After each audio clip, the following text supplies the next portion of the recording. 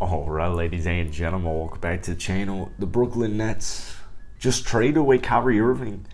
And what's even crazier is the Dallas Mavericks were the recipient of Kyrie Irving. Absolutely crazy. The specifics: Dorian Finney-Smith, Spencer Dinwiddie, a first round and multiple second round picks. Now, I get it, Kyrie is an expiring contract, but Dallas, that was a big time move. That was a huge move.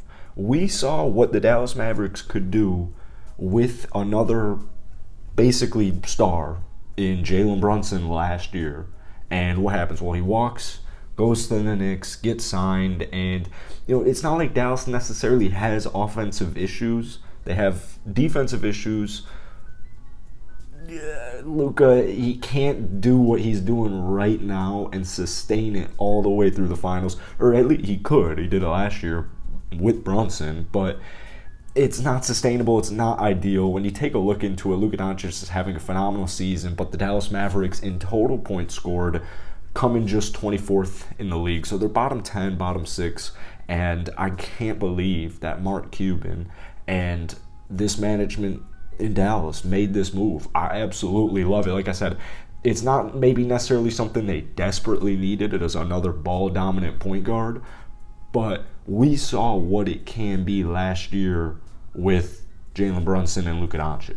So they're going to get creative. Jason Kidd's going to get creative with lineups, but we're going to see a lot of Luka and a lot of Kyrie out there at the same time, and it's going to be really fascinating. Now, as far as what did Dallas give up, first round picks, the thing is this: if you have Luka, who's a generational basketball talent, you need to do everything in your power to keep him there. And Dallas is coming off a Western Conference final appearance, and I don't think that they really made the best moves in the offseason to give themselves the best shot at getting there. These are the types of moves that you want to see them make. Dorian Finney-Smith, Spencer Dinwiddie apparently in the locker room is not the best. Now, we won't talk on that. He's a great basketball player, averaging 18 points, 5 assists for him, a couple of rebounds, shooting 40% from downtown. Dorian Finney-Smith, another talented player. He's a lot older than I think a lot of people imagine him to be, but he's one of the more rock-solid 3-and-D players in this league. However, Dinwiddie and Dorian are nice. They're great pieces to have on a championship team, but they're not going to take you to the next level at a rate or like Kyrie Irving would, right? We really are seeing the ascension of Jalen Brunson over in New York, and that just missing out on him, you can tell Dallas made a mistake, and they know they made a mistake. So Kyrie Irving, you're getting a pretty much 30 points a night every single game. He is, an interesting person outside of the basketball court. I personally love Kyrie. I think he's, different in all the best ways. He is not shy about his personal opinion. He holds himself accountable. I think he's a great basketball talent, one of the best in the game right now at his position especially.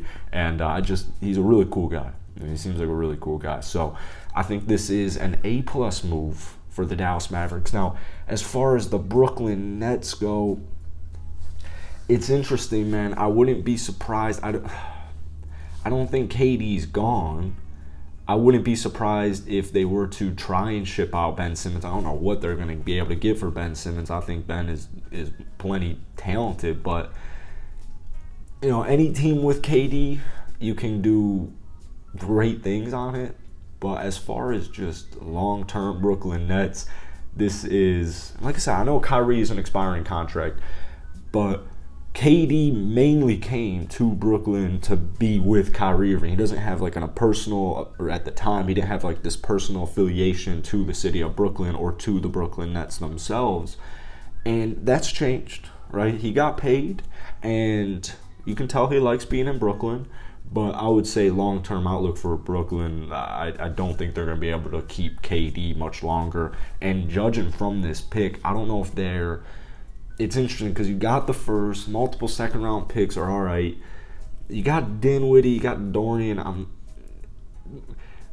it's a weird trade because it's like, all right, well, is Brooklyn gonna just keep going for the finals? Because the East is pretty wide open outside of Milwaukee and Boston and Philly.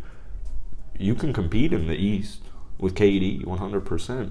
And they have a really talented team. Nicholas Claxton, I still like Ben Simmons a lot, but you got, Cam Thomas. You have enticing vets, guys like Patty Mills, Seth Curry. You have enticing vets and young talent. So it's going to be interesting to see what happens at the trade deadline for the Brooklyn Nets. I don't think the Dallas Mavericks are going to be done. Like I said, to me, Dallas's biggest flaw is big men.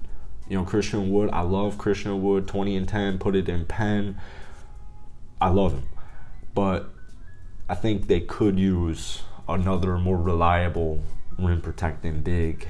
And we'll see what happens with Brooklyn because I'm not quite sure what's going to go down. So hit that like button, hit that sub button. Most importantly, let me know, give some grades. Let me know your thoughts on this trade. And I'll see you guys later.